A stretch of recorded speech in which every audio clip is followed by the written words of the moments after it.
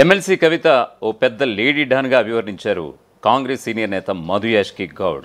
ఖచ్చితంగా ఆమె పెట్టుకున్నటువంటి జాగృతి సంస్థ పెద్ద అవినీత సంస్థ అంటూ కూడా ఆయన ఆరోపించినటువంటి పరిస్థితి. మరోవైపు జాగృతి సంస్థ విషయానికి వస్తే కనుక తెలంగాణకు ముందు వసూళ్లు రాబట్టడంలో జాగృతి సంస్థ కీలక పాత్ర పోషించింది అని చెప్పారు కూడా. సో ఈ క్రమంలో బీఆర్ఎస్ ఎమ్మెల్సీ కల్వకుంట్ల కవితకు సంబంధించి తెలంగాణ జాగృతి సంస్థ పెద్ద అవినీతి సంస్థని కాంగ్రెస్ సీనియర్ నేత మాజీ ఎంపీ మధు యాష్కి గౌడ్ ఆరోపించారు. అవినీతి సొమ్మును జాగ్రత్తగా కాపాడుకోవడానికి కవిత తెలంగాణ జాగృతిని బలోపేతం చేస్తుందని మధు యాష్కి గౌడ్ విమర్శించారు. బీఆర్ఎస్ ఎమ్మెల్సీ కల్వకుంట్ల కవిత వ్యాఖ్యలు కూడా తెలంగాణ రాష్ట్ర రాజకీయాల్లో హాట్ టాపిక్గా మారాయి. బీఆర్ఎస్ బీజేపీ పొత్తు పెట్టుకుందని కవిత అన్నారు. అయితే ఈ వ్యాఖ్యలను బీఆర్ఎస్ బీజేపీ నేతలు తీవ్రంగా ఖండిస్తున్నారు. ఈ క్రమంలో కవిత వ్యాఖ్యలపై కాంగ్రెస్ సీనియర్ నేత మాజీ MP Madhu Yaskhi Goud shocking comment చేశారు. కవిత బీజేపీ వదిలిన బాణం అంటూ కూడా హాట్ కామెంట్ చేశారు. తెలంగాణకి కవిత కాంట్రిబ్యూషన్ ఏమిచ్చారంటూ కూడా నిలదీశారు మధు యాష్కి గౌడ్. అవినీతి సొమ్మును జాగ్రత్తగా కాపాడుకోవడానికి కవిత తన తెలంగాణ జాగృతి సంస్థని బలోపేతం చేస్తోందని మధు యాష్కి గౌడ్ విమర్శించారు. ప్రధానమంత్రి నరేంద్ర మోదీ, కేంద్ర హోంమంత్రి అమిత్ షాల ఆదేశాల మేరకే కవిత పనిచేస్తోందని సంచలన వ్యాఖ్యలు చేశారు. బీఆర్ఎస్ వీక్ అయితే బీజేపీ లబ్ధి పొందుతుందని ఆరోపించారు.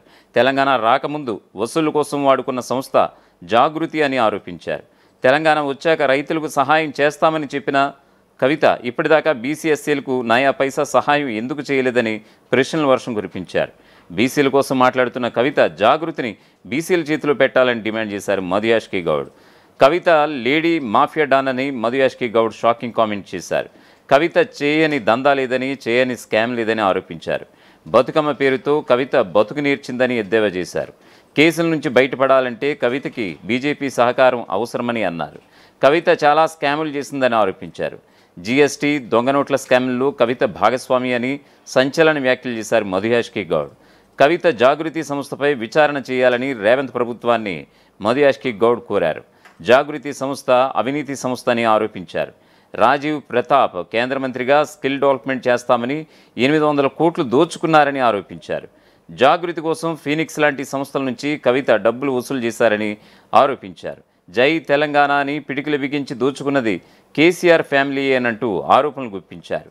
కవిత ఏ వ్యాపారంలో కోట్ల రూపాయలు సంపాదించిందని మధు యాష్కి గౌడ్ ప్రశ్నల వర్షం కురిపించారు. తన అవినీతిని కప్పిపుచ్చుకోవడానికి ఆమె పొలిటికల్ డ్రామాలు మొదలుపెట్టారంటూ కవిత మీద అటాక్ చేశారు. కాంగ్రెస్ మాజీ ఎంపీ ఆమె సొంత సంస్థ జాగృతిలో 800 కోట్ల రూపాయల అవినీతి జరిగిందంటూ బాంబు పేల్చారు. ఆయన జాగృతి మీద విచారణ జరిపించాలని ఆ దిశగా సీఎం రేవంత్ ఆదేశించాలని కూడా అభ్యర్థించారు. అసలు ఆమెను కాంగ్రెస్లో చేర్చుకునేంత అంత కర్మ మాకు పట్టలేదంటూ స్ట్రాంగ్గా రియాక్ట్ అయ్యారు ఆయన. మొత్తం మీద కవిత విషయంలో ఇన్నాళ్ళు సంయమనం పాటించిన కాంగ్రెస్ పార్టీ తమ తరపున కౌంటర్ చేయడానికి మధు యాష్కి ఫుల్ పవర్స్ ఇచ్చినట్లుగా చెప్పుకుంటున్నారు. నిజామాబాద్ ఎంపీ సీట్లో ఇద్దరికి డైరెక్ట్ ఫైట్ ఉన్నందున ఆయనే కరెక్ట్ అని భావిస్తున్నారట కాంగ్రెస్ పెద్దలు. మరీ స్పందించకుండా ఉన్నా ఇబ్బందే కాబట్టి అవసరమైనట్టు సందర్భానికి తగ్గట్టుగా కవిత చేసే ఆరోపణలకు కౌంటర్ చేసే బాధ్యతను మధు యాష్కి గౌడ్కి అప్పగించారట కాంగ్రెస్ పెద్దలు. ప్రపంచంలో ఏ మూల ఏ క్షణం ఏం జరుగుతుందో వేగంగా తెలుసుకోవడానికి తొలి వెలుగు వాట్సాప్ ఛానల్ని ఫాలో చేయండి.